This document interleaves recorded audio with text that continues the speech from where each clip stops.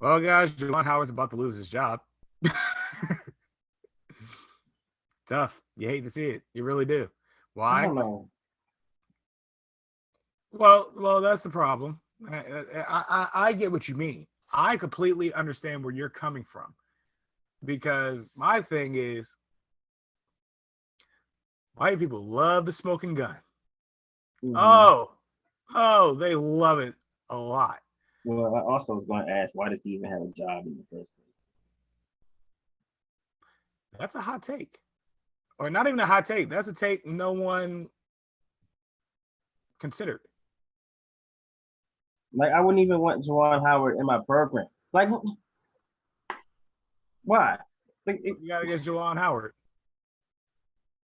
it's Juwan Howard.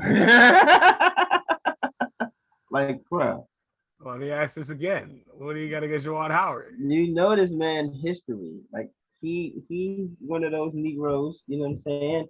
You know, get in a fight, you know what I'm saying? Like, you know, like, if something go wrong, he gonna be doing. He's one of those.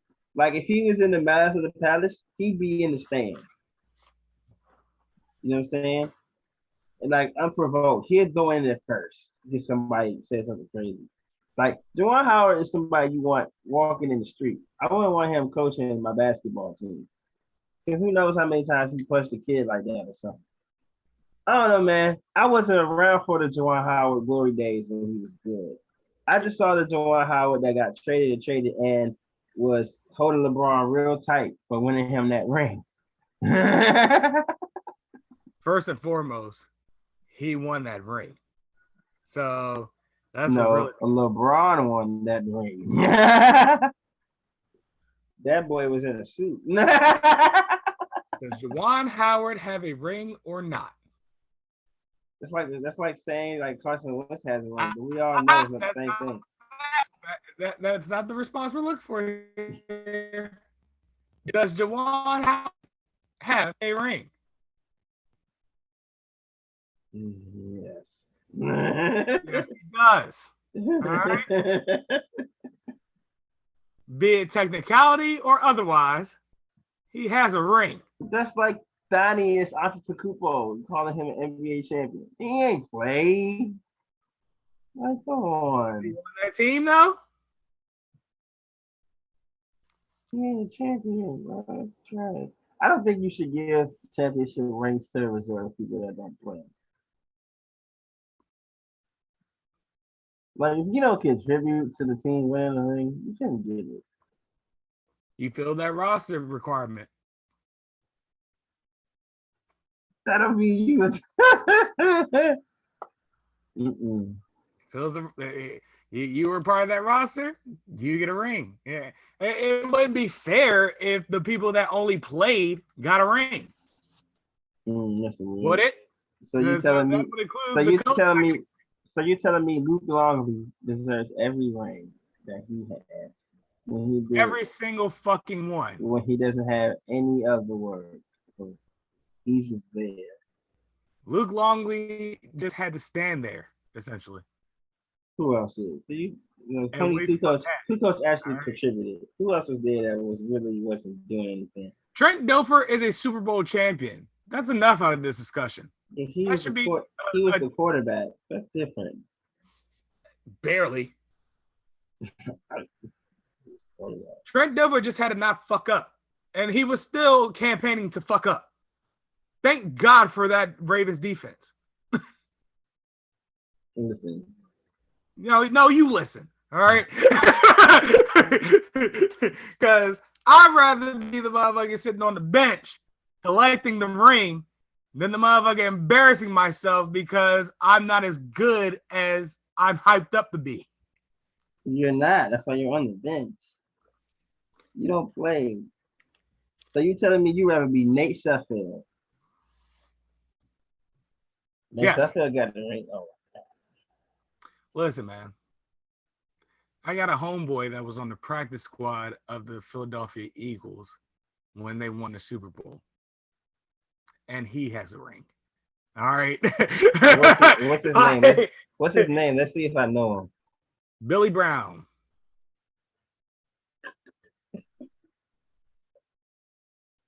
I did not. Terrible. No, he shouldn't get one. And none of it matters. None of the fact matters that he was merely on the practice squad. It doesn't. Why? Because he has the ring. He probably displayed it, and he probably displayed that proudly too. Well, and sir, the best part about it is, he probably don't even like. We could get maybe 10 years down the line, and he could tell people that he was a part of that team, and have the ring to show for it. You don't even have to say what part of the team he was a part of. Well, as a Philadelphia Eagles fan, I would say thank you, I guess. You're goddamn welcome. All right. Thank you, I guess, for not snitching. I don't know. Well, thank you for it. But you are Carlos's friend, so, and you helped my Eagles win the title. So thank you. Helped me win many a Sandlot football game growing up. So definitely shout out to Billy. However, we got off tangent again. Not only is Juwan Howard an NBA champion, but Juwan Howard was that work in the 90s. It's a very long time ago. Well, that was the time he was playing.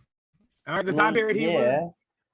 I mean, I won't say that he wasn't good when he played. He was a member of the Fab Five. I know that. And I'm not denying that he was a good player. I'm not saying he wasn't good. That's exactly what you're denying right now. I'm just saying he don't deserve no title ring. That's what I'm saying. Which brings me back to he doesn't deserve a championship ring. The initial argument. However, Juwan Howard isn't that bad of a basketball mind to have on your coaching staff. That's my point that I'm trying to get across here. However, but you want him to head coach.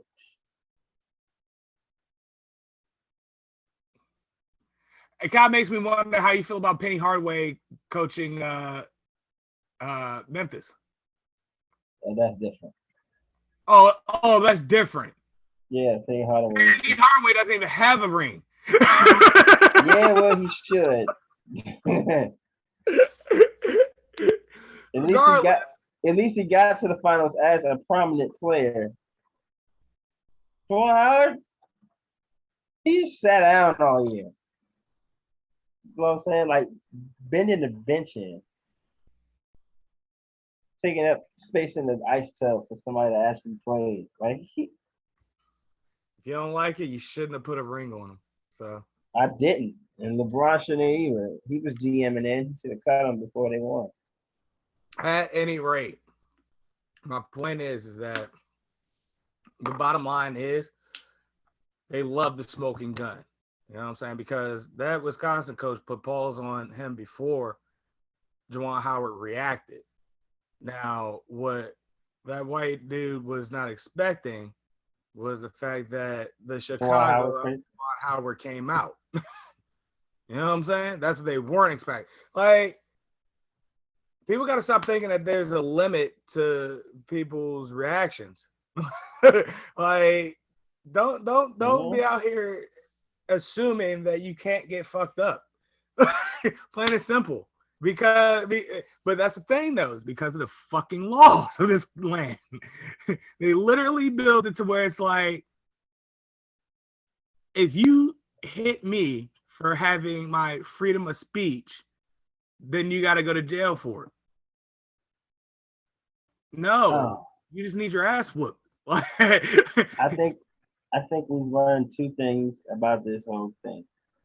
One, as you elegantly stated, white people like smoking gun. Two, I really dislike Juwan Howard. I think that's all we got out of this opening. However, live via satellite, it is Gorilla Game Podcast. I am hungover. Also, I'm Carlos Crawford. Alongside with me is my good buddy and co-host Kenny Whitaker.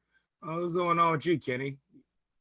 I'm back and better than ever.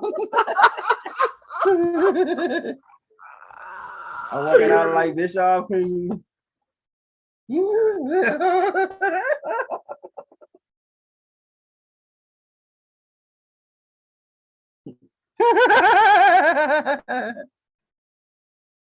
Hilarious.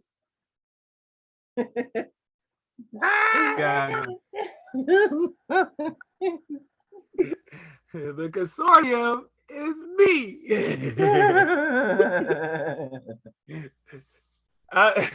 is Deadlock's fault that I intertwined those two together. Eric Flair line and the Eric Bischoff theme song. But this week we do not have a pin count per se. No, we kind of do, but it wasn't like organized per se. No, it's not. So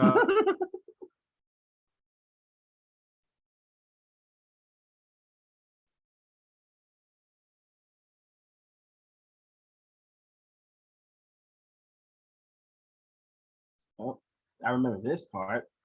All Hey, we're back. There we go. I did not miss this at all. Let me tell you, I missed recording. I did not miss the constant connection dropping.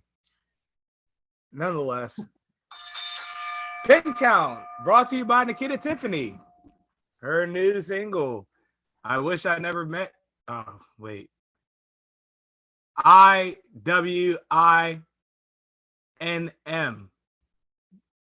Why? Yeah, I wish I never met you. There it is. Is on iTunes right now. Give it a listen.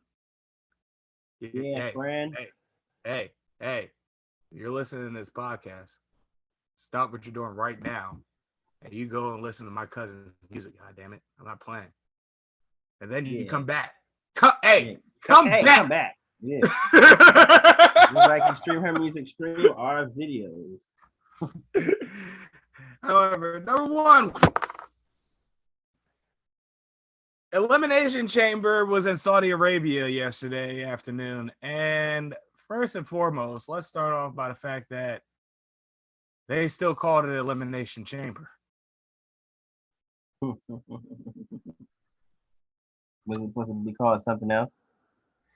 Well, yeah, no. Like Elimination Chamber means something very different out there. Oh, it sounds like some kind of personal thing. All right. So that's wild within itself. And always get your way. However, Roman Reigns fought Goldberg. I didn't bother watching that match. What are we doing here? Like, well, consider yourself lucky. Honestly, man, wrestling Twitter is a land of god awful takes, and people just look like goofy as hell for it. Whereas my worst take that I have on wrestling is that Roman Reigns is not as cool as people think that he is. But then again, my thing also is I grew up knowing what the fuck swagger was. These wrestling Twitter fans, well, most of them, as I want to throw out there, because you do have motherfuckers that are cool as shit, but they just fuck with Roman Reigns still, and it's like, I guess I respect it. How I guess I don't know how or why, because we know who I exemplify him to. The motherfucker from Why Did I Get Married? Fucking Steve Woods. He's listen. Listen, all I know is the Universal title match was historically bad, like really bad. Like that's probably easily the worst match I watched, worst championship match I've seen.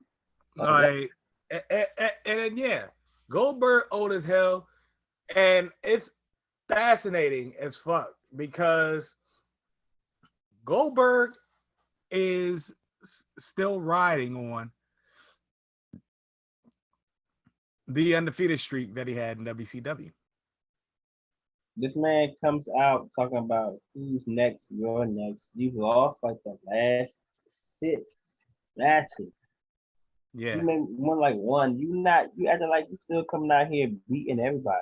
Who's I next? don't You're think any, next. You call me exactly. next. You call me next. I'm gonna call you a nursing home. And I'm gonna kick you in your very bad knee.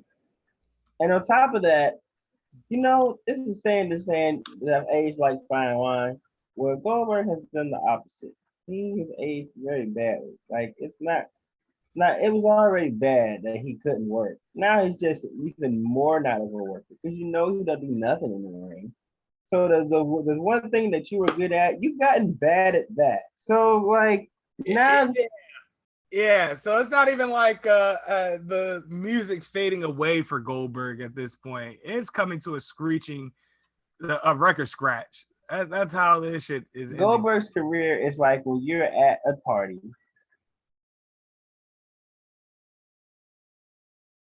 You decide to walk to the counter table and just unplug the cord. You just Yeah, unplug. You just unplug the cord on it. Like it's no. Thank y'all, everybody coming out. Good night. No, it's like get out of here.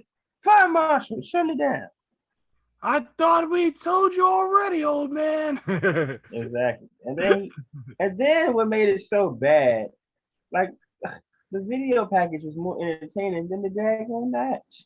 This man talking like, I want to prove doesn't matter how old you are, as long as you got the drive. I'm like, bruh, I knew it was over for you, as my friend here so eloquently stated, when you could hardly pick up the sun. Like the powerhouse gimmicks is over for you. Yeah, I don't want to dwell too long on this match. What was the next match after that? The women's chamber match. Yes. In which that match fucked hard. Yes, it did. It was very Like, God, those women are talented. And I'm so happy for the women's division in WWE because they're looking better than the men's division, if we're being honest. Yeah, and I was very happy that Alexa Bliss came back and looked actually really good. Woo, buddy, did she? Like, I think Alexa Bliss was going to rip like that. That was her first match back. That blew me away as well. I'm not gonna lie, it made my heart smile because I remember from episodes past, I would beat the drum for Alexa Bliss. And you were not feeling it. In which I was like, people are missing when she's gone. We're gonna get another Alexa Bliss title run, and this time around, I may be ready for it. So yeah, I've been ready. I like, yeah, I can dig it. You know what I'm saying? Like cell game. Yeah, like right. What I said in the chat the other day, I was like, when it came down to Alexa and Bianca, I was like, I'd be cool with either one of these people in the title. Sure. Naturally, I want Bianca to get her real match with Becky. Yeah. And that's what the fuck is going to happen now. Yeah. But if they had said, okay, let's get Alexa back in this sort of thing, I would have been mad at it. Now, you know about what irked the hell out of me? Charlotte Flair was a champion in the Royal Rumble. However, Charlotte Flair was not willing to defend her championship in the Elimination Chamber. And we'll get to that when we get to that chamber match, because I found another thing quite odd in the men's match. However, let's continue through the card. Yeah.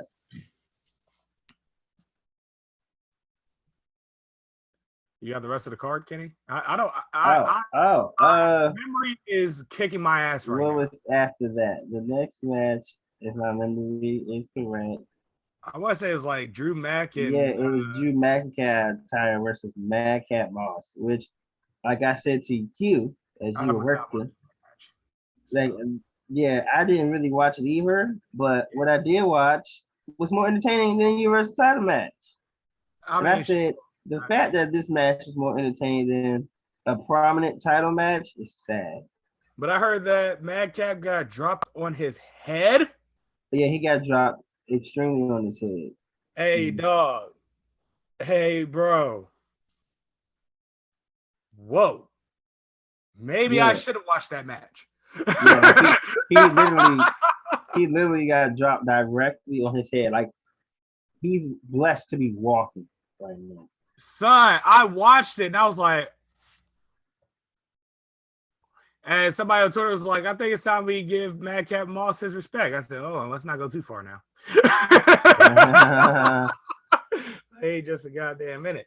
Like, there's nothing cool about this fucking gimmick. And me, I'm a motherfucker that, like, the gimmick is what brings me to it. And the skills in the ring is what keeps me there. You know what I'm saying? And that whole Happy Corbin and Madcap Moss bullshit is stupid. Period. I'm sorry. Yeah, I honestly didn't know this was even a match that was on the card until they came out, and I was like, huh?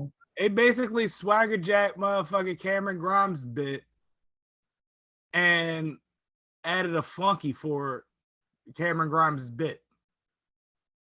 Because if you remember Cameron Grimes, he came up off the GameStop fiasco. Yeah. And so Crypto got him paid or whatever clean.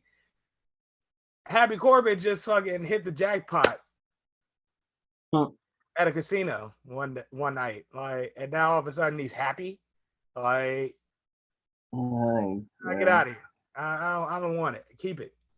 Yeah. Well. But you know, Drew Mack is always going to be solid. That's the one thing that's going, you know, be a constant. The fact that Drew Mack is Drew Mack now. You know what I'm saying? Like, he's not that little motherfucker that we watched in the early 2000s anymore. Yeah. He's much better. Yeah, I hope so. It's been like 20 years. But anyway, he won that match. The next match on the card was Ronda Rousey and Naomi versus Charlotte Flair and Sonia Deville. And my God, I had mixed feelings about this match. However, the mix was more in the good than in the bad. There are only a couple of things I made me go, man. Like, who didn't see that coming? Like, Sonya Deville coming out in the arm sling was like, listen, if you think that it's going to be an even match, still, you're wrong. Like, right. I already know how this is going to happen. She's going to come out with a sling, and once they tie Ronda Rousey's arm behind her back, surprise, surprise, Sonya Deville is perfectly fine. And she's still going to get her ass kicked. And what happened, Kenny? What happened? Ronda came out in her gi, which I was like, that is actually brilliant. Yeah. Obviously, because of the rules in Saudi Arabia, like, they gotta be in long outfits. Not long outfits, but like they gotta completely cover up. Mm-hmm. And Ronda Rousey brought her gi from when she won the Olympic gold medal in 2008. I was like, let me find out Ronda Rousey got a bit of a mind for the business now. You know what I'm saying? I hope so. She's been out of it she been sit down for 4. I hope she but along with the gi or whatever, she was doing her bow. So I was like, all right, I like this. I don't hate it. I do hate the fact that we're getting a rematch at WrestleMania of her and Charlotte Flair. Yeah, but that reminds me. WrestleMania is looking a lot like last year's WrestleMania in the card. Mm-hmm. Only Also, with they were 25% saying that. more title implications. Wow. They're also saying that Ronda Rousey was like a great value, which I was no good. Everybody gotta relax for a moment. However, that match was good. The match itself, Yeah, good. the match You know stuff what was I'm really good. Yeah, saying? one of the So few highlights of the show. So, comes to you. I love me some Naomi. So that's Listen, I think every you black know man what I'm in saying? America loves them some Naomi. I love Naomi. I'll tell you what, that era when she was wearing bandana print clothes, Yeah. that's my favorite Naomi. That's my Mm-hmm. favorite. The look and the personality, my favorite time. That was a hell of the Team BAD days. Yeah. But yeah, Sonya Deville is the authoritative figure. That's another thing. Her and Adam Pearce aren't really the general managers. They're just the like authoritative figures, as they call them. Like, Correct. They just there to say this match is happening and it's official.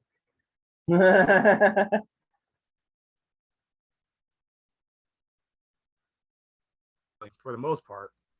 So I'm like, all right, I guess. But Sonya Deville is kind of becoming the heel authoritative figure, whereas Adam Pearce is still straddling the fence for the most part. Yeah. And Well, I I'll don't, tell you this. I don't hate that. I ain't mad at that, but I'll tell you this. I'm not picking him in WWE 2K22 as my champion. I, I I'm just creating a manager. I'm not picking anybody. I like being Yeah. me in these scenarios because I'm be that's another thing though, buddy. 2K22 is shaping up to look good. Yeah. About time. That's why I said I think I might They, actually buy it. they pulling out stops. I dig that. But yeah, nah, Sonya Deville, she like supposed to be the antagonistic, authoritative figure. And listen, that WrestleMania match needs to be like no holds barred to the point where like Naomi can get away with anything, any and everything, whereas Sonya Deville can't 100% like strategize how she's going to get away with murder. Because that's all it is. It's a matter of how am I going to get out of this loophole, or how am I going to loophole my way out of this situation? Like in the Royal Rumble, she came to the ring. She didn't go into the ring until Naomi got there. Right. Shit like that or whatever, right? So it has to be a stipulation where Sonya Deville can wiggle herself out of it. And Naomi just commits felonious assault on her. Yeah. That's how this angle gotta end. Right. Let's speed through the rest of these because time is getting shorter on me, unfortunately. But yeah, next match we got Becky Lynch faces Lita for the women's championship, which Lita looked really good. Like she didn't need step at all. I was like, wow, so she ain't wrestling in like consistently in like years. And this match more entertaining than y'all title match. Y'all should be ashamed, even though it was a title match. Female Shawn Michaels. Yes. You know what I'm saying? Like, no ring rust on her. Yeah, I was like, she looked like she been doing this for months. Yeah, like she had some pre-matches, but I'll other than the Royal Rumble, which you know it's a brawl for all essentially, so there's not really a lot of moves per se. Like she hasn't wrestled in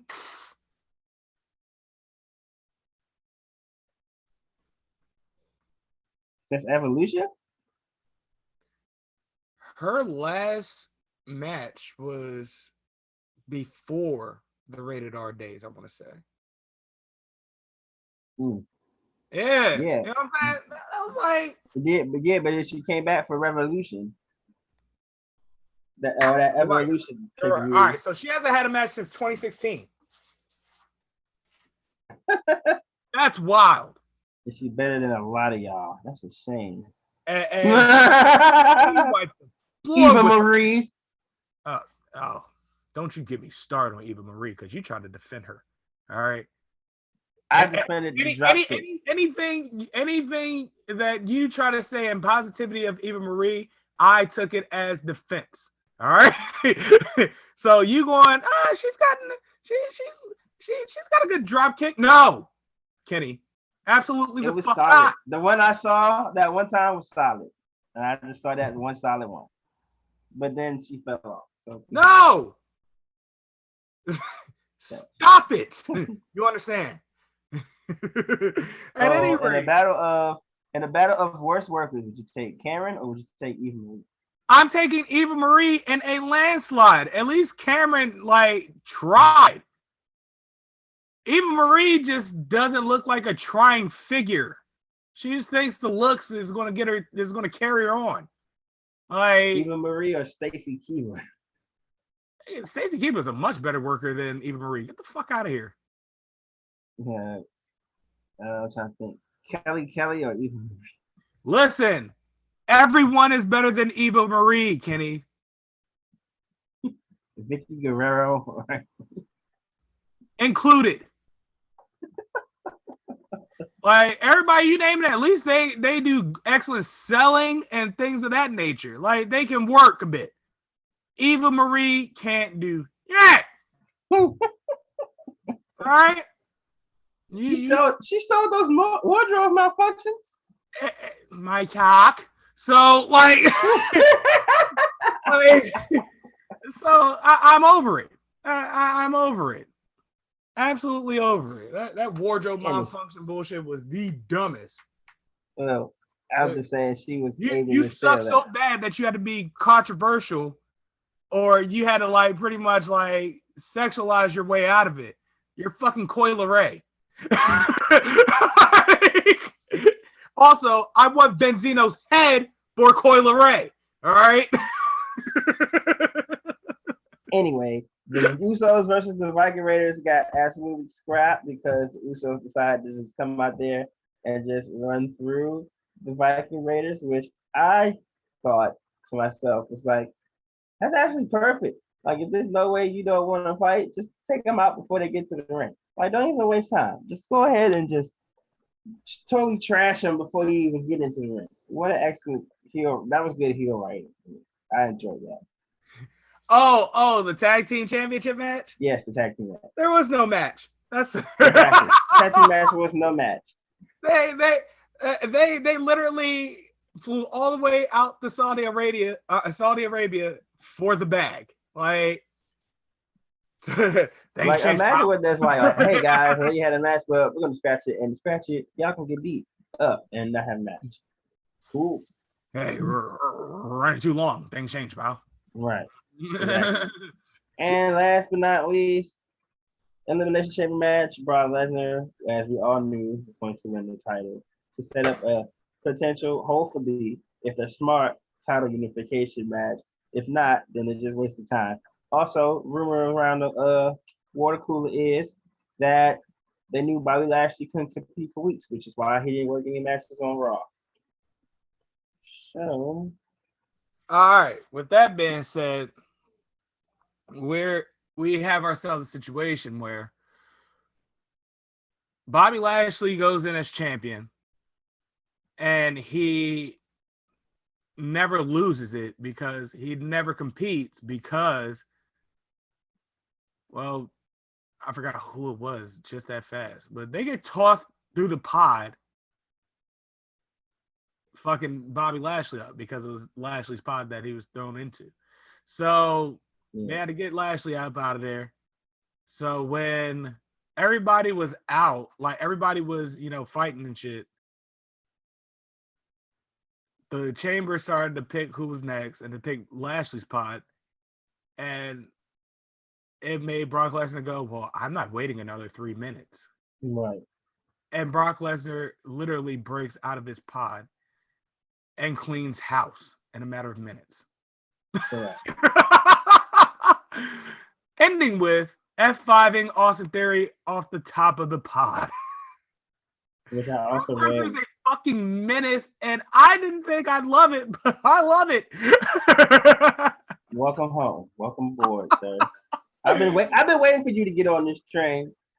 It took me a while. I'll admit that. It took me quite a bit because, listen, I just couldn't get down with Brock Lesnar constantly coming back on occasion to,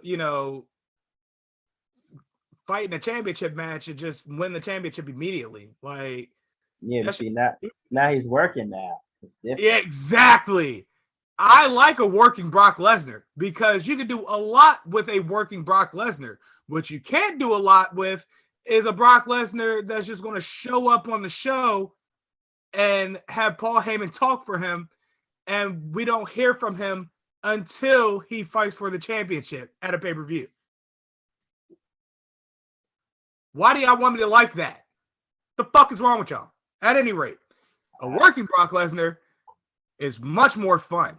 And it's you can tell with what's been going on for the past couple of months since he's been back. Like, this mother Brock Lesnar has been an absolute terrorist because his name rings bells that hard. Mm-hmm. And he's talking now. He's on now. Exactly. And he's pretty good. I'm like, okay. Yeah. It turns out Brock Lesnar can actually talk. It took him some time, but he can actually talk now. I guess shit with Heyman enough will do any good for anyone. Exactly. And you would think it would go along with Roman Reigns, but yeah, apparently not. Some things can't change. However, yeah, no, that like, so you have a working Brock Lesnar. That shit is fun. Because now we're in a situation where we're going to run back WrestleMania from last year. And I hate WrestleMania rematches, to be honest, now. Because they don't... Everybody can't be Shawn Michaels and Undertaker. Okay? Not everybody can be Rock and Austin. Not everybody... like, I hated it when they did Rock and Cena 3 years in a row. Get the fuck out of here. Like, again... Not everybody can be Michaels and Undertaker. Not everybody can be Austin and Rock. Stop doing that. Those days are over. Y'all don't have the star power for that shit anymore. Well, in my demographic, the kids are going to eat that shit up. And I guess that's what's really important to them. Yeah. So, yeah. So I guess my opinion don't matter. Fuck me, right? They don't care about us. But yeah, that's the end of the Elimination Chamber. All right, so the Super Bowl. Yes. Eli Apple got cooked. Eli Apple's trash. He got cooked. He is trash. Like, and then he got the nerve to come on Twitter after everybody roasting him, talk about some. Y'all ignited a fire in me. I'm like, boy, what, a fire to get cooked again? Because that's what you use to cook people, a fire. There you go. Yeah. Oh, so the fire is internal as opposed to external now. Right. Okay. All right. You're getting flame broiled. Okay. That's nice. It's real nice of you. You still suck, Eli Apple. I've seen a couple of tweets that I thought was hilarious. Seen Division 3 players better than Eli Apple. Here are some of my favorite Eli Apple tweets / memes. Emmanuel Ocho. An apple hasn't ruined this many lives since the Garden of Eden. Holy shit.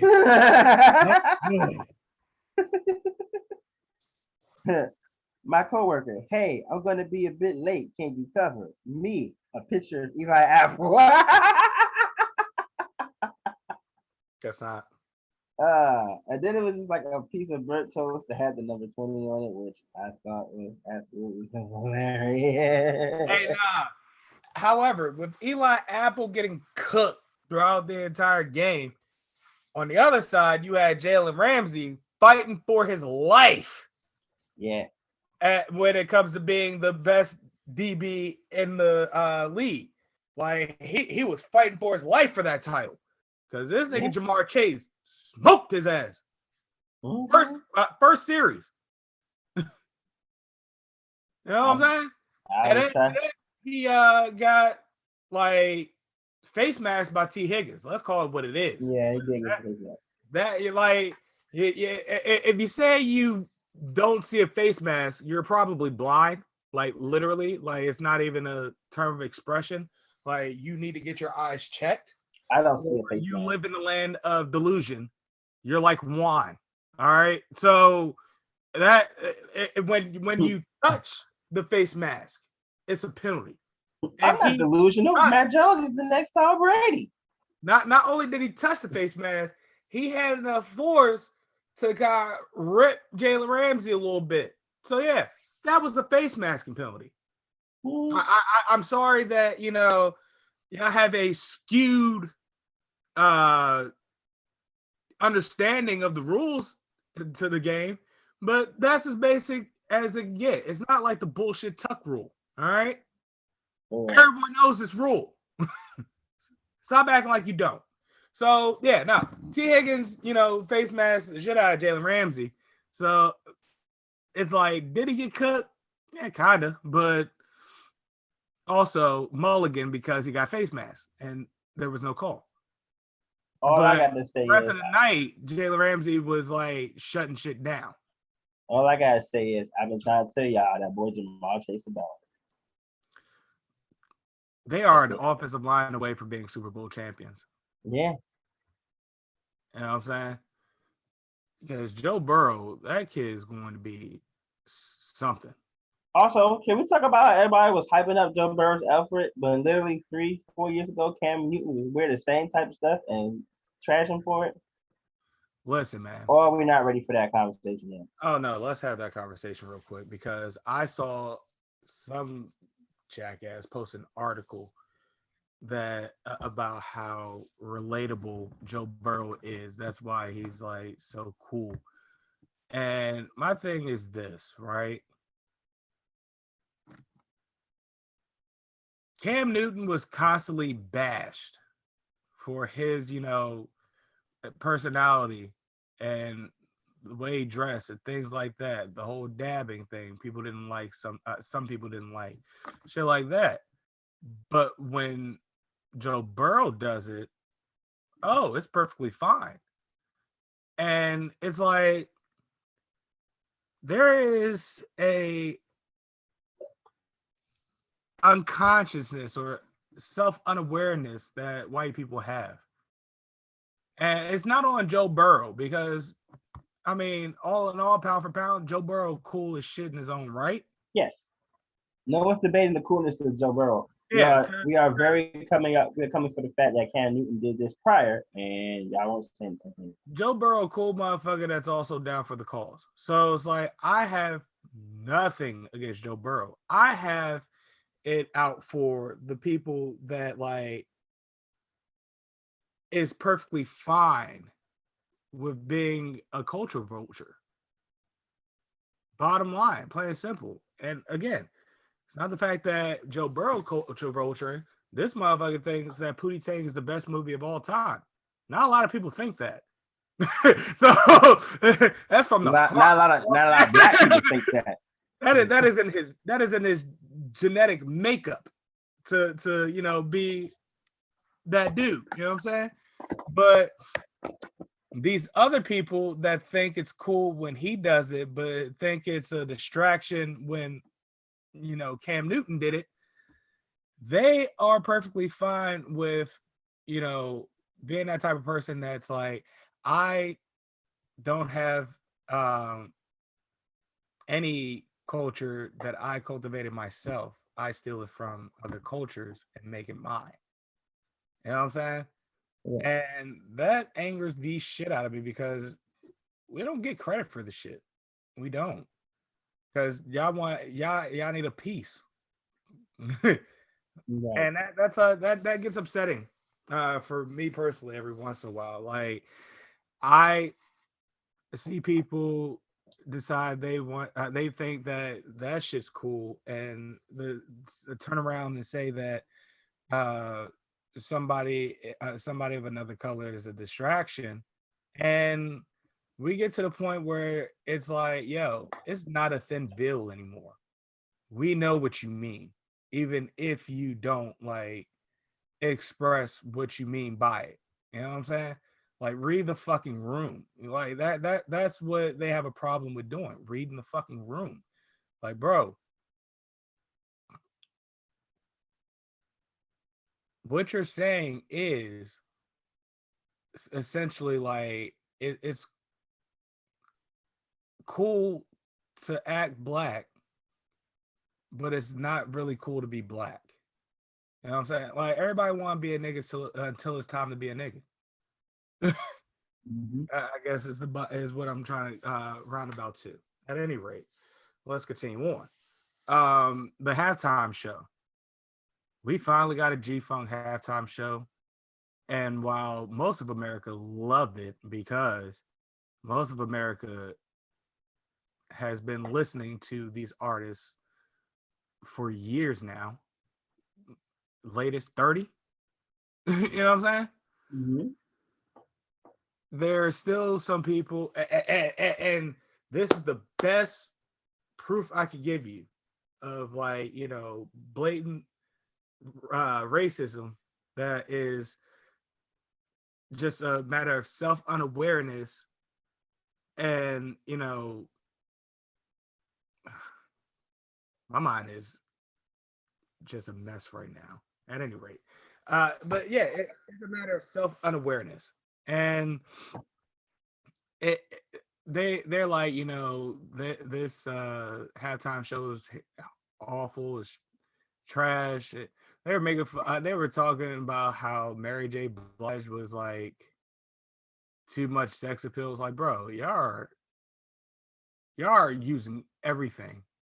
Too much sex appeal from Mary J. Blige? God, tripping.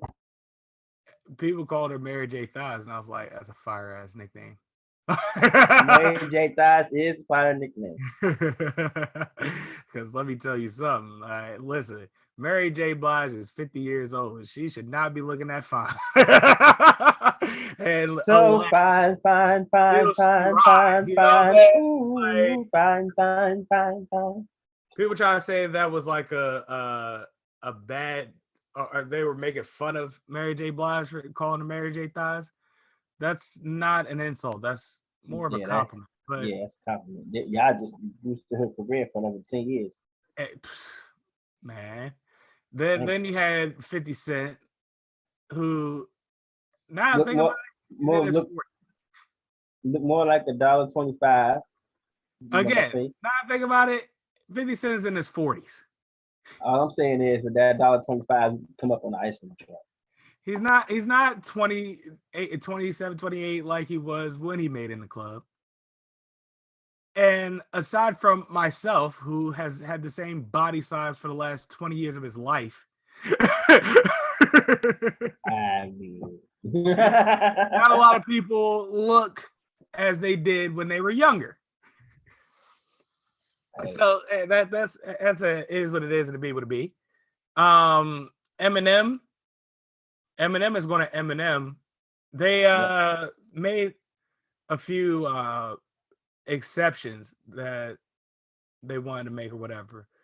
They didn't want to have Dr. Dre say still not loving police, and which he still did. He's headlining the show. What are you going to do about it? They didn't want Kendrick saying that we hate Popo. They ended up blocking that out. And they told Eminem, well, you can't kneel. What has been Eminem's get down for the last 20-something years? Doing the opposite of what you tell him to do. Did they not get the memo?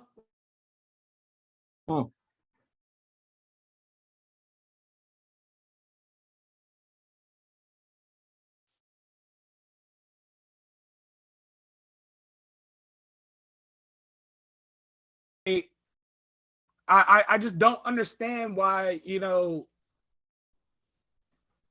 that everything about it was just white people being unaware of themselves.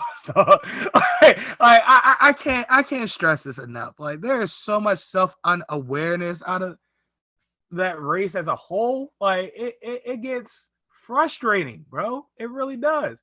I Because also seen a thing where they told Snoop to quit smoke weed, in the thing, and which a video popped up of Snoop doing what he's Snoop hitting the Dogg. weed. And motherfuckers are up in arms about that. Why? Right, like it's legal. One, it's legal out there. Number Number one, two, number two, if you invite Snoop Dogg anywhere, you need to know weed is that going to be smoked. he's going to be there. And like, if you don't want weed smoked in your building, don't invite Snoop Dogg. Only time Snoop doesn't smoke weed is during youth league. You know what I'm saying? Right. Only time Snoop doesn't smoke. Otherwise, Snoop is going to smoke. Or I know sometimes where somebody has respectfully asked him, and it's like, okay, cool, I'll just light up before you come. That's different. But Snoop's that kind of guy. You know what I'm saying? He won't openly like if you uncomfortable with the smoke being in your face, he'll do it in a different room. You know what I'm saying? Right. But Snoop is going to smoke. Yeah. Yeah, like they had an idea of what they thought this halftime show was going to be, and they try to like force it on of people of a genre that don't give a fuck about your restrictions. Right. All the artists in this lineup is a lineup of people who don't care about it. And that's a setback of rap and hip hop, and I guess you could say pop R&B being a part of Americana, because that's what it is at this point. Like your music being on a halftime show, it's a halftime show is essentially a ceremony when it's a Super Bowl now, because the Super Bowl is the biggest sports game of the year, and so. Yeah. When you have something that like America is undisputedly drawn to as a whole country, yeah, and your music is the like halftime show, you're essentially like a part of American culture as a whole. Rap and hip hop, even though it has been for years now, is now being a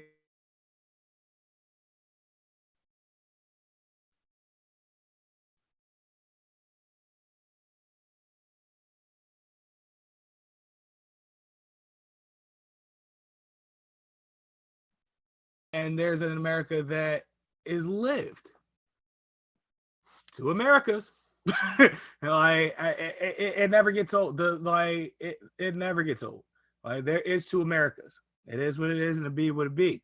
But the point is that we've gotten to the point where hip hop is now a part of American culture, and the setback of that is it.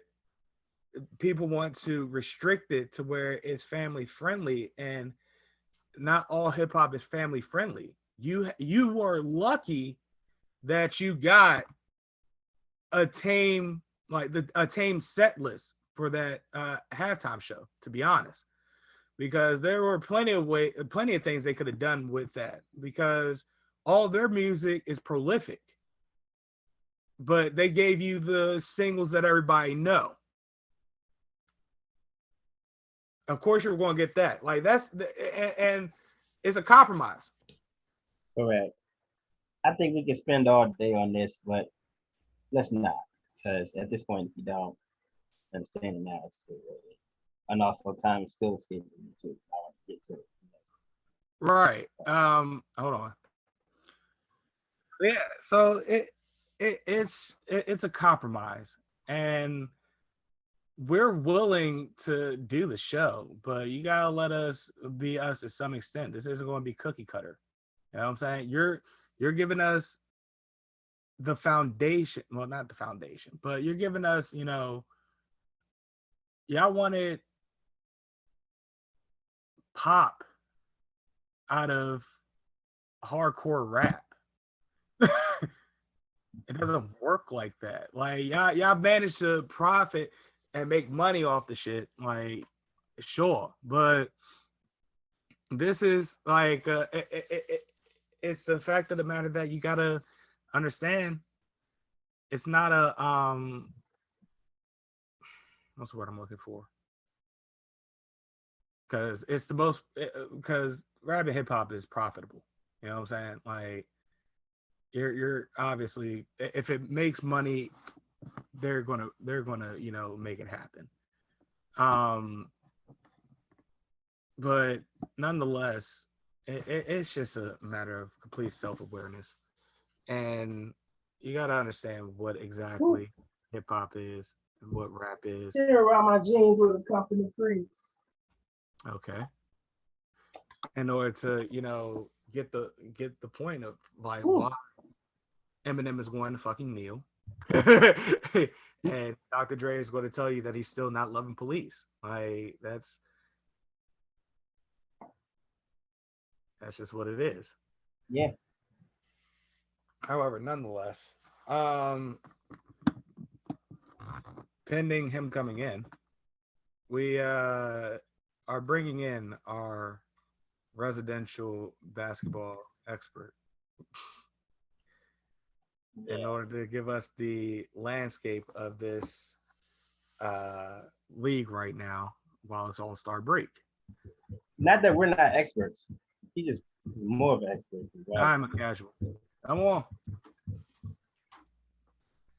So, ladies and gentlemen, I introduce to you my younger brother, Kenaz Crawford, to give us a look at the landscape in the league right now. Kenaz, what division you want to start in? Oh, shit, man. I don't know, man. You guys take the floor, and I'm going to just find my way on in there. All right, cool. Well, let's start with the fact that the Lakers are seemingly abysmal. So, yeah, let's start Western Conference. Is there any chance that they could, like, make play-ins? Well, as of right now, I think they're sitting at 9th. So it's like already, they're currently already looking at a play-in, but to be all the way honest with y'all, man, it's like even if they were to somehow win their play-in game or whatever the case may have you, and then somehow even make 8th seed, they would be looking at what? Phoenix Suns, who have lost barely double digits games this season. You know what I'm saying? Relatively, like 10 losses or 11, something like that. That's fun. Like they are not the same Phoenix Suns team as last year. I don't know if anybody else is noticing the same thing, but they have developed a new mentality, and they realize. I feel like they've realized that yeah, we made it last year, but obviously we fell short of the goal, and they're trying to prove doubters wrong that are saying that them making it there last year was a fluke or due to injuries or whatever the case may be. So. And rightfully so. They are definitely making that noise right now, bro. They only lost 10 games and I think won like 47, 45, something crazy right now. They've been on a tear. Yeah, that's crazy exactly. tear. They're Crazy. So it's like if Lakers, I don't think Lakers. I mean, everybody says and I've seen it from my own eyes that.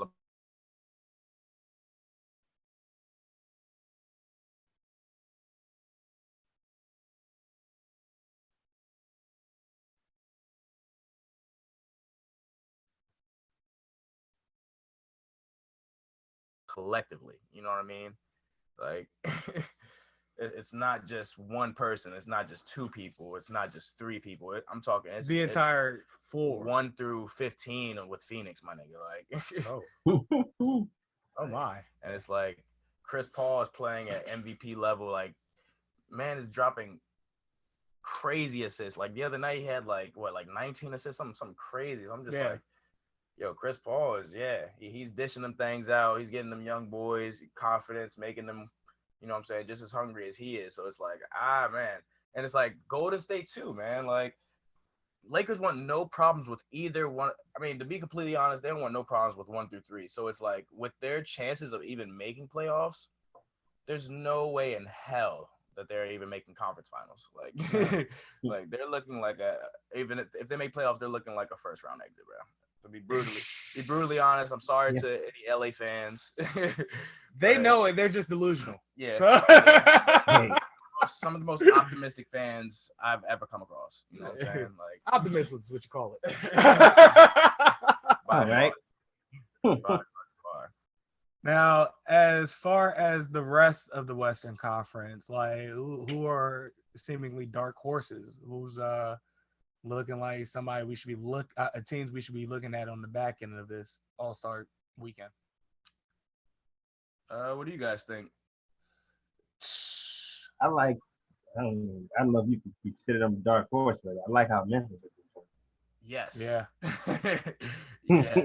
Like they're another team that do it collectively, man. Like I'm telling you, gotta be careful with those teams that like. I mean, yeah, they have a identified star with Ja Morant, but you really gotta be careful with those teams that like do it, you know, with their full roster. Like, because it's like, bro, like when the starters get tired or say the starters don't have it that night, you send in that second.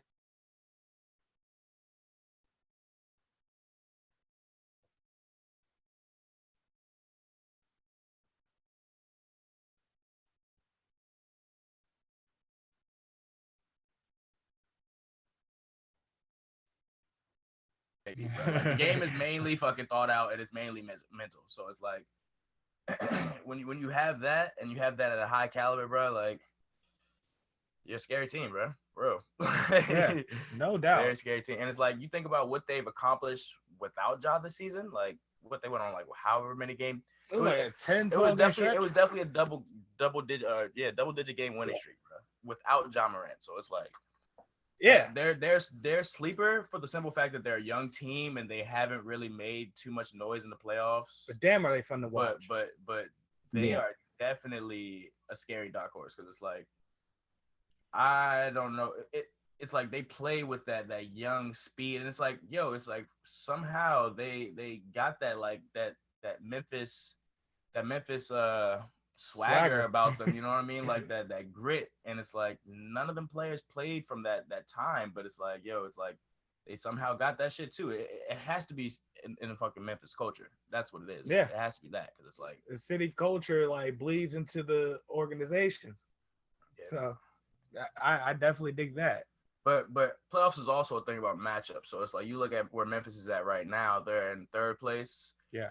Who's sixth in the West right now? Is that like Dallas maybe? No, I don't think it's Dallas. I think that's actually currently was pulling up the standings. Right. 6 is Denver. It's Denver. Ooh. See, I don't think. I mean, how have they done against Denver this season? Is another question that needs to be answered. That I am not aware of. Not aware either, but it's like, Denver is a team you don't really want to see in a playoff series because they have an incredible depth. Like, what they were able to accomplish just last year's playoffs without Jamal Murray was a little scary within itself. You know what I'm saying? Like, this man Jokic is nuts. Like, he does everything. like literally, he's a master of all. It's like, I don't know, man. It's like you look at him, you would not think this man is capable of what the fuck he's capable of doing, and then you watch him play, and it's just like, what the fuck? Like, talk about a man that plays at his own fucking pace, and has you at his fucking will. You know what I'm saying? Mercy. Like, man, his playmaking ability, his ability when he puts his back towards the basket. You know what I'm saying? Like. Yeah, he's a scary guy, and it's like they have incredible depth. I mean, I don't know what they're looking like after the trade deadline. I haven't really been paying too much attention to Denver, but it's like from what I've seen before, they do have some pretty good depth. Yeah, like and fifth is Luka and the Mavericks. Fifth is Luka and the Mavericks. Yeah, they did go on like a little win streak, didn't they? They've been rampaging low key in spurts, and like Jazz are fourth. Yeah. And then you have in the back end, you have Minnesota at seventh, and then the Clippers are ahead of the Lakers. That's how you know it's a problem. Yeah, because Clippers are playing without Paul George and Kawhi Leonard, and still have somehow managed to stay within 1 through 8. So that's astounding. and the Trailblazers are trailing the Lakers. So it's like it's upside down in the back end of things. Yeah. For the most part. However, with the Eastern Conference, man, that shit is neck and neck. Your Bulls are second. Well, we're tied for first. We have the same record as the Heat. With 38-21. And we're 2.5 back. From Cleveland. You are tied for third with Cleveland. 30. Y'all both 35-23. Which, man, for Philly to be third place right now with that addition with James Harden, I really want to see how that works. And I actually have the utmost optimism for you guys, to be completely honest, because it's like that's a good position for you. James Harden has never played. Like, you see what he's done with Capella, and it's like obviously Embiid is a lot more talented than Capella. He's not just a pick and roll type of guy, but it's like when they get that shit down, that's just another thing that they could throw out there. You know what I mean? Embiid is like, bro, he could do just about everything on the fucking court, and James Harden's going to play with that. He's actually the second assist leader in the NBA right now, second behind obviously Chris Paul, who's been dishing them joints incredibly. So it's for some reason, lately people have been acting like Harden doesn't facilitate the ball because they're so used to him ISO. It's absolutely crazy. I mean, obviously he hasn't played past however many games, but it's like people forget. It's like, bro, like, obviously, he was on a team where, you know what I'm saying, you got someone who's playing halftime. You got KD who was injured, but was still able to dish them joints out, give you good point averages. Like on Christmas, wasn't he the only one that played for Brooklyn on Christmas Day? Or was somebody else? I don't know, but I know he had incredible numbers. So he's showing you that healthy, he's still damn capable of doing it. Mm-hmm. Like I say, second in assists in the NBA currently.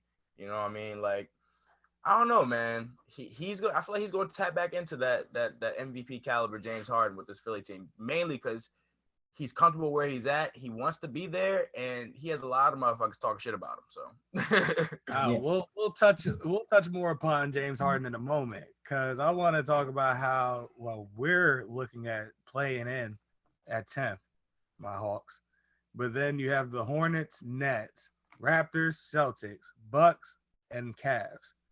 And honestly, I don't know what the 100% make out of all of this, because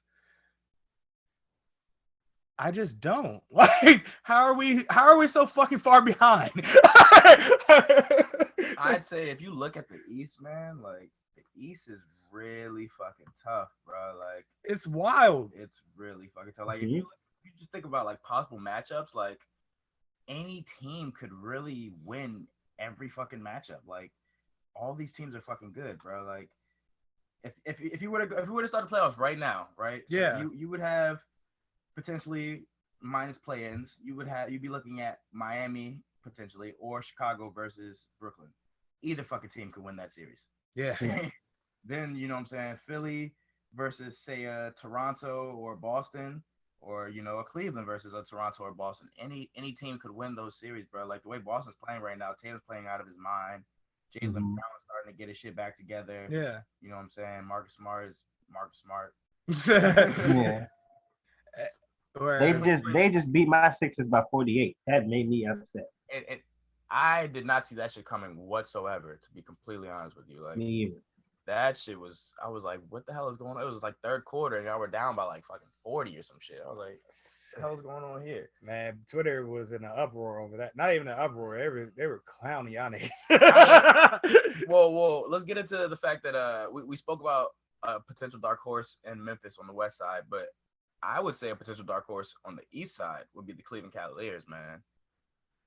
They're looking like a team that actually can go somewhere.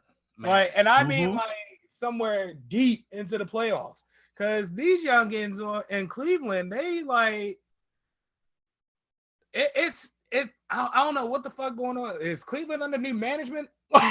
So okay.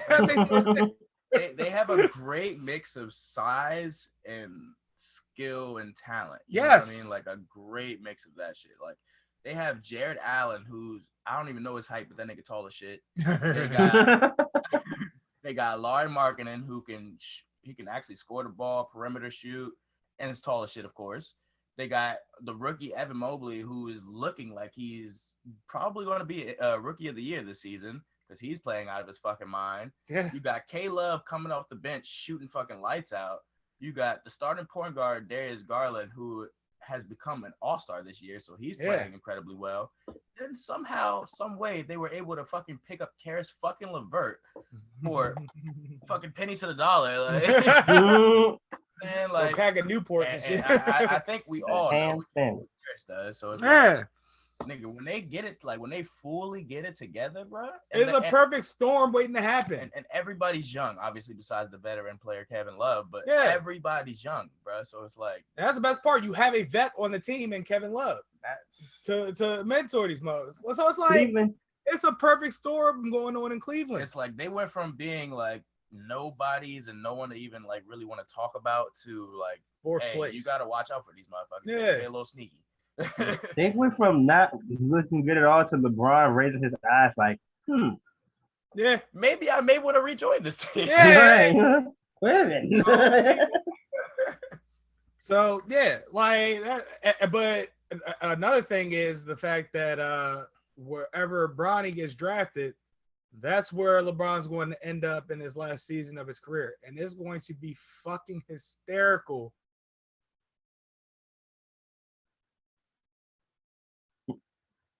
Man,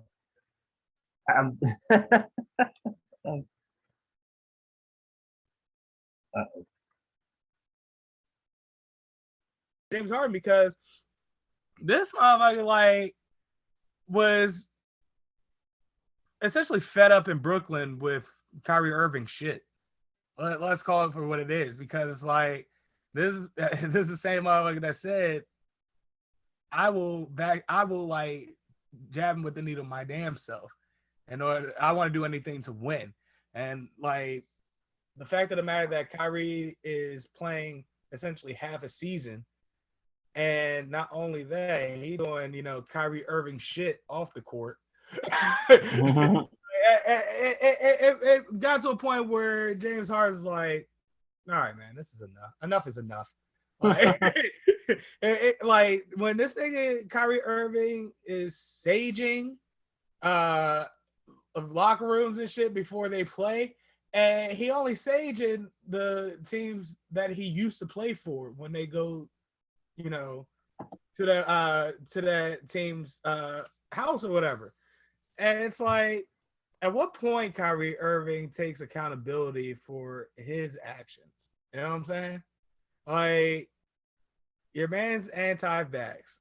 Okay, whatever. You probably shouldn't be, but whatever. Then not only that, your man has had a history of just being the antagonist in situations that causes them to go from team to team to team. But on the other side of that fence, so is James Harden. So it's like that situation as a whole is like, who's really in the right, who's really in the wrong? And it's like, James Harden just wanted to come and win a championship. It's like, I understand people saying, the whole narrative that like he bailed on two teams. Yes, okay, that is the reality of the shit. But you also got to understand the circumstances of the situation and to why he fucking bailed on these teams. Exactly. You know what I'm saying? Like, obviously, Houston just couldn't fucking get it done. Like, they tried picking up Westbrook. They tried picking up Chris Paul. Though they came very fucking close with Chris Paul, due to fucking injuries. Chris Paul always gets fucking injured in the playoffs. Yeah. Feel bad for that guy, whatever the case may be. He usually runs out of gas. Around obviously he wasn't going to get it fucking done in Houston. So, he's not fucking Damian Lillard and is okay with fucking losing every fucking year. So he wanted out. Yeah. Cool, fine, whatever. Yeah, the Brooklyn Nets kind of lost a lot to get James Harden. So it's like that's what really fucking like makes the fucking situation bigger than what it really is. People saying like, oh, well, what Brooklyn gave up to get James Harden, and then a year later, less than a year, whatever, he's already out. Okay, y'all are just trying to poke and pick at, what I'm saying, the situation. Bruh, what it comes down to is, bruh, they weren't winning. He was unhappy. He wanted out. Exactly. And he was on top of that, when they did play together, off it on the floor, 13-3. Yeah. That's what I'm saying. he was sold on the narrative that I'm winning a championship this season. All three of us together on this fucking floor are unstoppable, or I like our chances against anybody. Exactly. Which, I'm winning a championship this obvious. Season. Yeah. And it turns out. But did he know that he was going to get a fucking part-time Kyrie? No. You know what I'm saying? Did he know that he it's the fact of the matter that Kyrie has a ring. KD has a ring. So it's like the situation doesn't 100% bother them as much as the situation bothered James Harden. Because again, James Harden is chasing a ring. Like that's what it all boils down to. He wants that ring, and he's not going to stay at a place if he can't win now. And or with people that have the same mentality as him that want to win now. I mean, that's different. And Philly is in essentially a win now situation. So I think that it'll work out for Philly, out in Philly, but he might have to wait a year or two or so, because it's like he's not going to immediately be in a championship race the first season he winds up at a team. You know what I'm saying? So give it a couple of seasons, you get the right pieces, you have a championship. You might be able to be a championship team. But the thing is that he's been bounced from three different teams in the last 3 years, right? It's kind of hard to, build a championship team when you want to win the championship the first season you wind up there. Do y'all think this new Brooklyn roster is going to make it to the conference finals or make it out of the East? Do y'all think that this new constructed Brooklyn roster is better than the previous roster with James Harden? No. Yeah, no. Because with Ben Simmons along that roster, you have a motherfucker that can pass, but God help you want him to shoot. That's what it's really going to boil down to. The thing is with Ben Simmons is that Ben Simmons can shoot. He just never wants to for some odd reason. I feel like what it's going to boil down to, and I feel like I briefly spoke with you, Kenny, about this before, was Ben Simmons' position. You know what I'm saying? Like if they don't start him at the 1 and they start him at the all right, let me just give you this. I feel like Brooklyn's death lineup would be Kyrie at the 1, Seth at the 2, KD at the 3, Ben at the 4, and maybe a Drummond at the 5. I feel like that would be their most solid lineup, because with Drummond at the 5, you got some rim protection, you got some rebounding. With Ben at the 4, he can literally score close to the basket. You know what I'm saying? You keep him close to the basket, he can score close to the basket. He likes to facilitate. He could try, like I said, he could try to become like a Jokic, have his back to the. Obviously, he doesn't do. He has to practice shit, but I feel like he'll have a better chance at that with his size, at practicing and becoming better at that than fucking shooting, because he sucks at fucking shooting. So it's like I feel like he can learn, because he's great at passing the fuck basketball. I feel like he can learn to play with his back towards the basket a little bit, so that he could either facilitate or roll out and try to get either a jump hook or try to finish aggressively at the basket. Because like I said, he had great shooting percentage close to the basket. It's just when you start to get to foul line and beyond, it's like mid-range. No, don't even attempt that, my nigga. So it's like, and another thing, like I mentioned, going back to the position change, obviously he wouldn't be at the top of the key, which is the point guard's role. Point guard's role, bring the ball up, you're at the top of the key, you're surveying the court, seeing who's making moves, whatever the case, you want to go one-on-one, whatever, what have you. He was such a liability at the top of the key because he couldn't shoot the fucking ball. So the defender would always just sag off of him, leaving it harder for him to make the open pass to another person, because that person that's sagging off of Ben is now an easy defender to help on another, you know what I'm saying, another defender. Exactly. So it's like, and they would just give him that space and because they gave him no respect to his shot. So it's like he was just a liability at the top of the key. You change his position, put him at the 4, Kyrie at the top, some shit can maybe happen. You know what I'm saying? Right. And then they picked up Seth Curry, who obviously he had 23 in his debut. He can shoot the shit out of the ball. He's one of those guys where he doesn't really step on toes. You can plug him on any team, he's gonna cook. Exactly. I was sad about that. That hurt me in the trade. At the end of the day, he's a Curry. He's going to do some semblance of cooking. Yeah, so I honestly think with that trade, they kind of made Brooklyn a little bit better depending on how they use Ben. Because Ben, like I said, he's in the NBA for a reason. Like, obviously, the world knows he can't shoot, but he does have other abilities that he excels at. Exactly. You know what I mean? So it's like it completely comes down to how you play Ben. You know what I mean? Like, he's not going to be the point guard, bro. Because like, if you can't shoot the ball in today's NBA, you can't be a point guard. You can't. I'm sorry. Like, it's very guard and ball handled oriented. So it's like, I don't even know if that was a fucking word. Ball handling oriented. I don't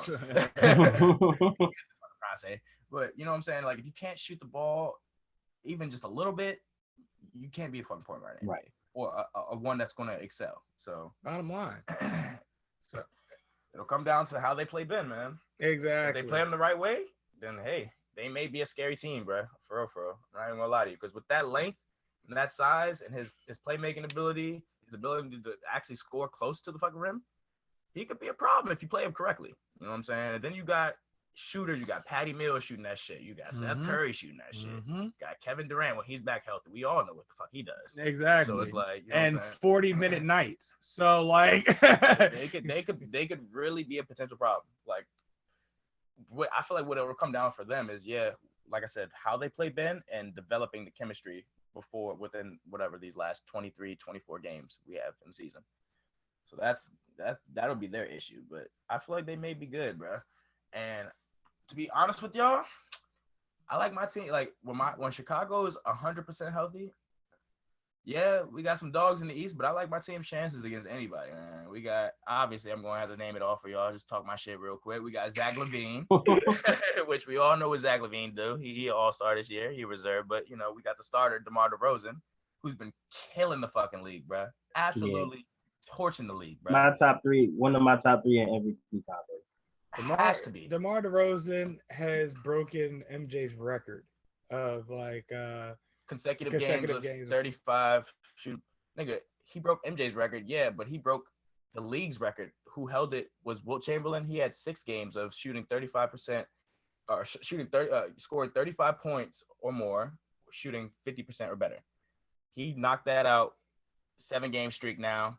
Still active, because, you know what I'm saying, last game is when he broke the fucking record. I think he's at like 9 consecutive games of 30 points or more. And it's like, yo, the run that he's on right now is just absolutely incredible. I mean, special. As a Bulls fan, just sitting back and watching this shit, man, like, I lose my mind every time I watch a game, bro. Like, what he does in the fourth quarter, he literally just tells the team, like, hop on our back, I'm taking us home. You know what I'm saying? Like, bro, like, what he does in the fourth quarter is absolutely incredible, and it's going to be incredibly valuable come playoff time. You know what I'm saying? When he's able to, like, lock in and help put a team away in the fourth quarter to help seal us these playoff wins. Definitely look forward to that. So we got that fucking killer. Then we got Nikola Vucevic, who's been pretty much averaging a double-double for however many fucking games, like for the past like 18 games, bro. Like, he's been going crazy with the rebounds, bro. Like, absolutely crazy with the rebounds. Scoring has actually been doing good. He's been doing well with the shooting.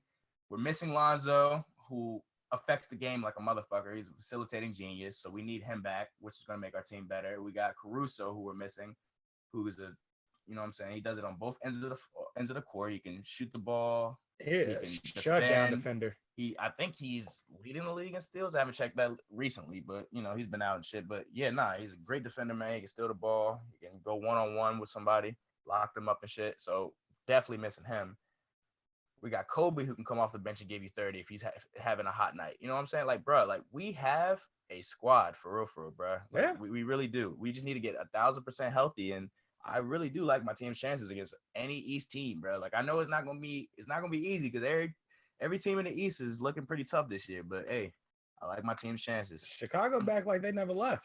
So I like my squad's chances. I feel you on that. Meanwhile, I am not a fan of my squad's chances. Let me tell you. 28-30 just sounds wild, inconsistent, especially the last 10 games being us going 5-5. So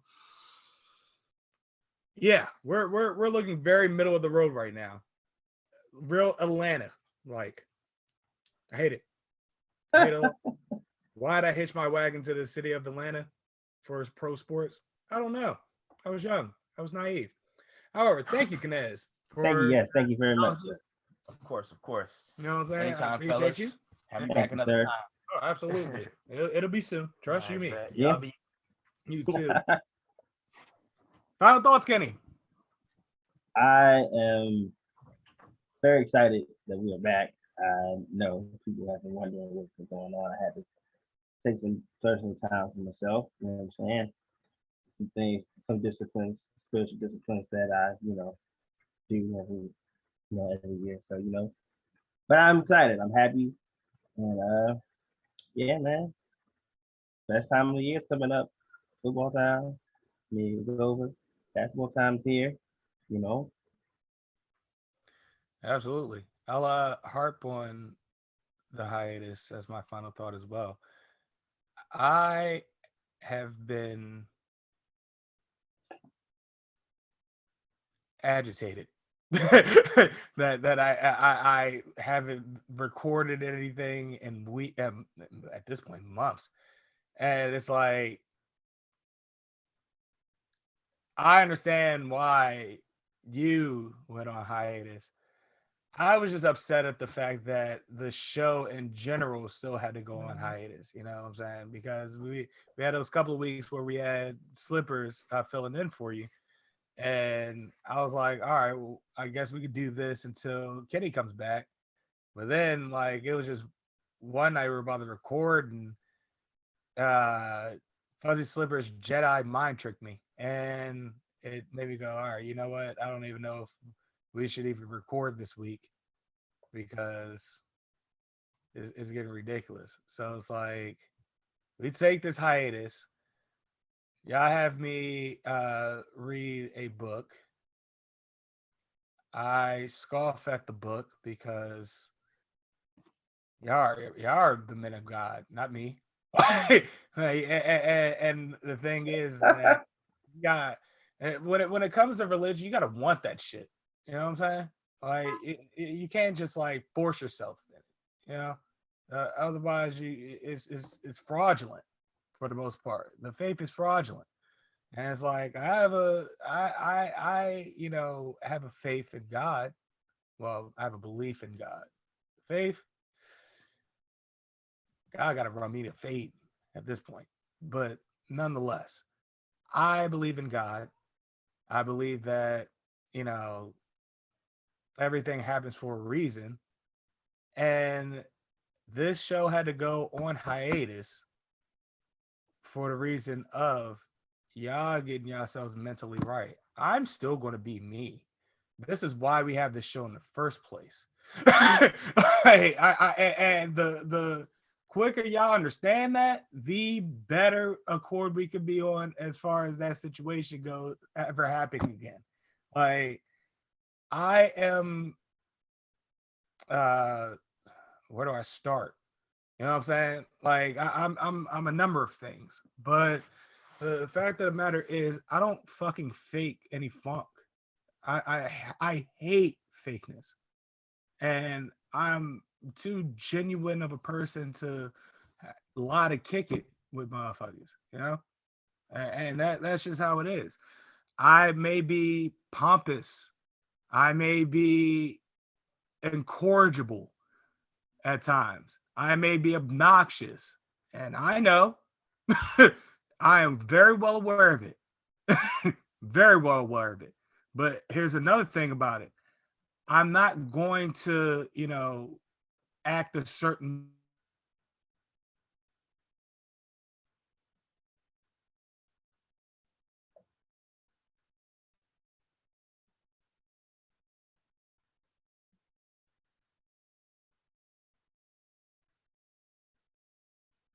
to become less pompous. I'm starting to become less pompous now at this point because it's like, all right, I could tell you a million and one things wrong with the society we live in, and it doesn't matter because I'm just still living in it. And I'm starting to come to accept that. But on the other side of that fence, I have my opinions, and I'm going to get these opinions off so help me God, because it is a prison up here, and I am constantly looking to break free. And my form of breaking free is getting these opinions off. So is Yep. it considerably toxic? Yeah, probably. But at this point, I don't care, because I've spent a majority of my life being told either my opinion doesn't matter or just shut the fuck up, Carlos. And I'm at a point where it's like, make me. I'll say this to you. You know what I'm saying? It was never about your opinions or anything like that. You know what I'm saying? That was never the thing. I enjoy your opinion, sir. This is what makes the show funny. I would never ask you to not give your opinion on things. That's not. I feel like you know me well enough now. But I was getting too angry at the world, and y'all needed to take a break from that. I get it. I completely get it. But it doesn't change how angry I am at the world. Listen, anger is a natural emotion that we all go through. Frustration is a natural emotion we all go through. I live my life the way I live my life because of my experiences. You live the way of yours. You know what I'm saying? No doubt. All I want to do is help you the best way I can. That's the best way I can. And if I don't, you know what I'm saying? And this is for anybody that knows. Yeah. I let my life, you know what I'm saying, be an example. I don't never try to beat rhetoric or beat doctrine in people's heads, because all forms of doctrine can be manipulated for personal gain. And if you don't have somebody that's actually trying to live the way, and you actually see them walking out their faith and actually standing on the values that they believe and trying to, you know, live by those values and help people with those values, you shouldn't take their word by merit. And that's all I want for people is me. It's like, see my life, see them trying to do this, and in my best ability, while I'm doing that, help people that I care about. You know what I'm saying? That's all it is about me. You know what I'm saying? So, yeah.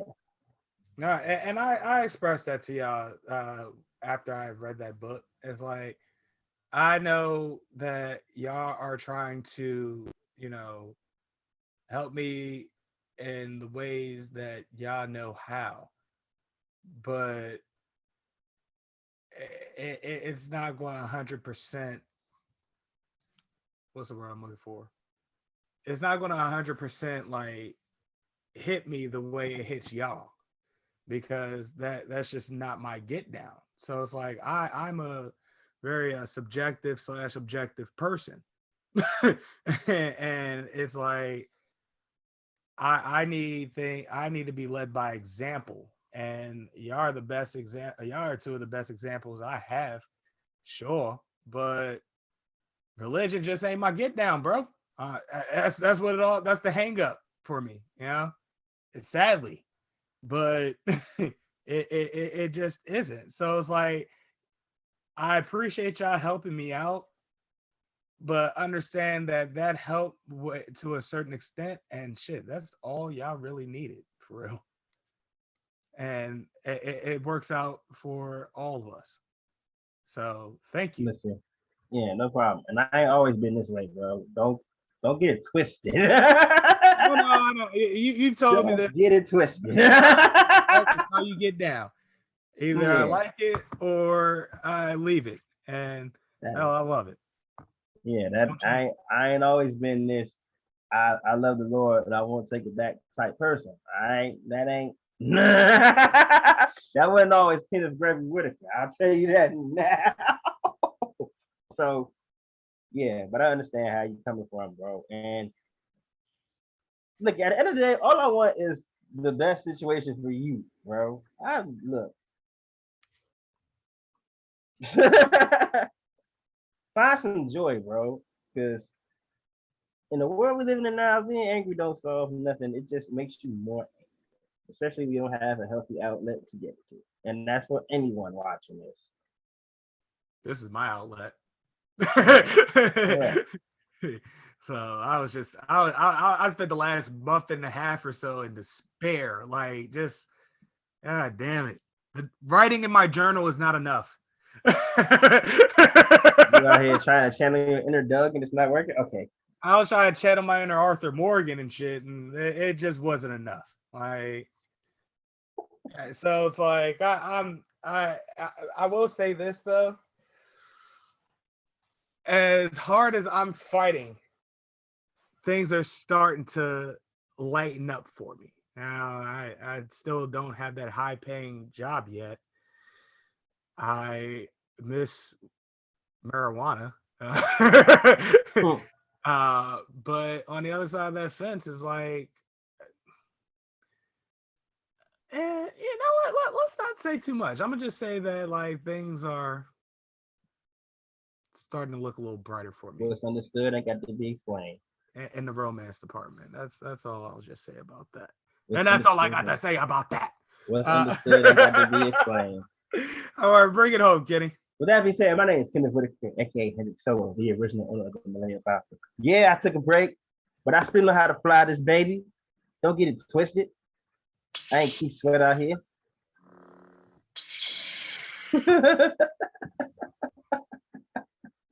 Yes, sir. We managed to get through this episode with no buzzer.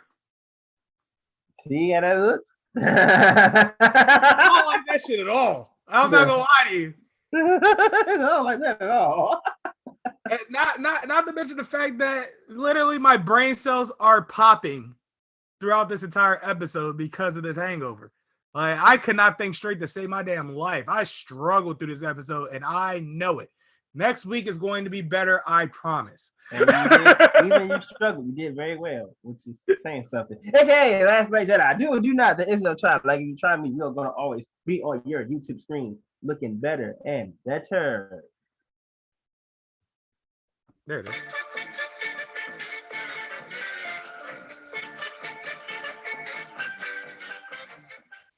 $20 skidoo. 24. 25. Oh man. Never gets old. AKA Mr. Gold Slick Vodka. One bottle of spermicidal lube? Yeah, one bottle of spermicidal lube.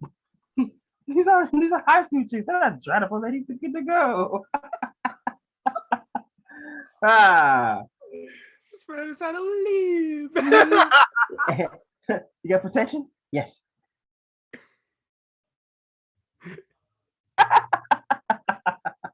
Oh man. AKA Macho Man, I'm a savage. Oh, yeah. See, the one thing you gotta remember, me, Gene, is no matter how long the Nacho Man's away, he's still on top. Yeah, and I've been all around the block. You know, I've seen a lot of crazy things in my time, Gene. We got people thinking they can beat me with elbow drops to new creations of so-called video games. I don't even know what a video game is, me, Gene. Do you know what a video You're part of it, though. is, me, Gene? I don't know how they didn't pay me. Is there some kind of compensation check am I supposed to get? How do you make that work, me, Gene? But it doesn't matter because the Nacho Man, even video game on real life, is gonna ascend to the top, hit with the meanest elbow drop. Oh yeah. And ladies and gentlemen, that was Nacho Savage live on WWE 2K22 coming out in March. Back to you, Gorilla. What is a GM? Yeah. He didn't have any of those in his time, huh? No, he didn't. Let you mention it. He did not have any of those. AKA the very sexual, the very tight. Very tight, yes. Austin Powers Faja. Wait, is Faja? Dad is Faja.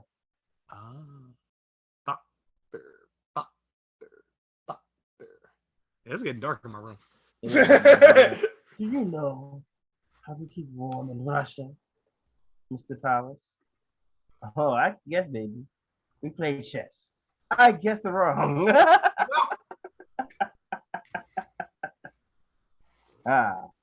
And to you. Bring it on home. My name is Carlos Crawford, aka the last of the gang still having a hand in NXT. It's Chin Music Charlie. AKA Old Stone Cold. Wow. I ain't slept in a couple of days. What? So as I figured, What? you're so damn boring. What? Maybe you could put old Stone Cold to sleep. What? I was outside a while ago. What? I was watching the grass grow. What? I was watching the paint dry. What? And I was so damn bored. What? I said to myself, What? what could possibly be even more boring than this? What? That could actually put old Stone Cold to sleep. What? So then I figured you were fixing to have a match right there with Garrison Cade.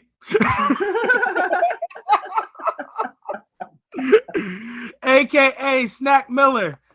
I need bread. My kid need to be.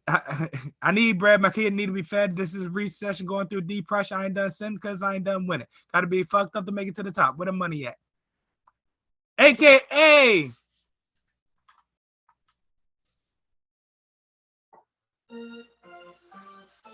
Now at the mound, John Smokes. Smokes enjoying the celebrity of winning the series by opening his own dispensary chain. You gotta love it. Smokes. What a shotgun shot out of the park. No smoke needed here. AKA the idiom savant. Will we be doing another episode soon? Your guess is as good as mine. See you next week. AKA Haystack West. Why the fuck you ain't tell me Perez has a gang of his own? Wait, what are you? Hey!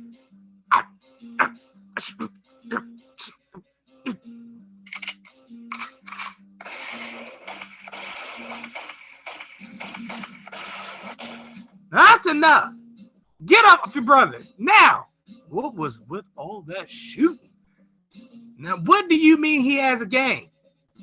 12 motherfuckers sprung his ass out of jail, ma. 12. Really not a fan of that number for some odd reason. Well, fine. We'll deal with them all then. They are heavily armed. So are we. They're batshit crazy. So are we. And they have more people than us. So the remainder body should be left to me. Now wait a fucking minute. I know what you're doing here. Then stop being a little bitch then, Sheriff. Hey, Zach, what are you thinking? So I got two plans, but it's going to take all of us.